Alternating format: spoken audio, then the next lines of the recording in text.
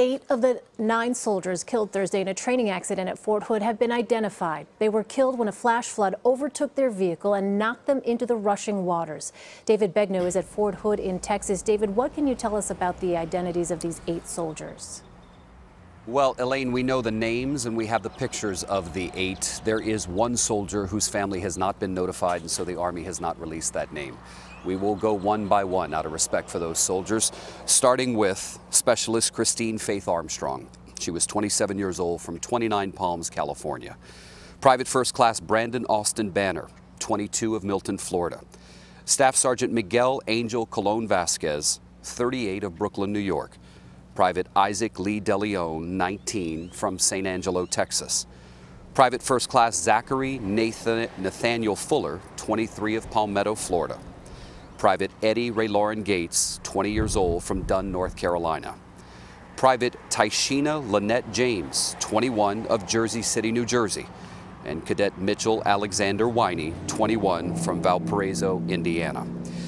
A dozen soldiers were learning how to operate what's called a light-medium tactical truck. It's a vehicle similar to the one that you're seeing on the screen now. According to details released by the Army, the military, the soldiers who died, were in a steep, jagged, low-lying area near a place called Owl Creek here on the post. Flash flooding overtook their vehicle, knocking them into the water. Soldiers in a second vehicle immediately behind them actually were able to jump in and rescue 3 soldiers and get them out alive.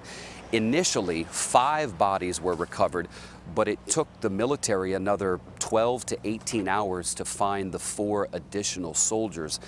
And Elaine, there was a first responder who spoke to the local newspaper here in town who said when he initially arrived on scene, they didn't see anything in this area of the creek where the soldiers went missing. And downstream a bit, they saw this vehicle. It's a 2.5-ton truck. It was turned over, the wheels were sticking out of the water, and it was nearly buried in 8 feet deep water. The military has not given more information about why this accident happened. They're calling it an accident. The military has an investigative team on the scene now, and we're told the investigation is actually happening as we speak. David, you've spoken to some of the families. How are they doing? They're okay. That phone call to the parent of a soldier, identifying yourself as a journalist to confirm the death of their son or daughter, is the most difficult call of this job. And yesterday I called the father of Eddie Ray Lauren Gates, and when I said, "Sir, I have to, as a part of the job, officially confirm the death of your daughter," when you hear a grown man's voice break and then tell you that his daughter was a dancer from the age of 3, homecoming queen in high school, wanted to serve her country for the next 20 years and do it with a smile, he said. I talked to the mother of Brandon Banner this afternoon in Florida. They are well, they are okay. They are as okay as they can be, but as Brandon Banner's mother told me today, the military owes me an explanation of what happened and why this training mission went so terribly wrong. Tremendous, tremendous loss. David Begnaud, thank you so much.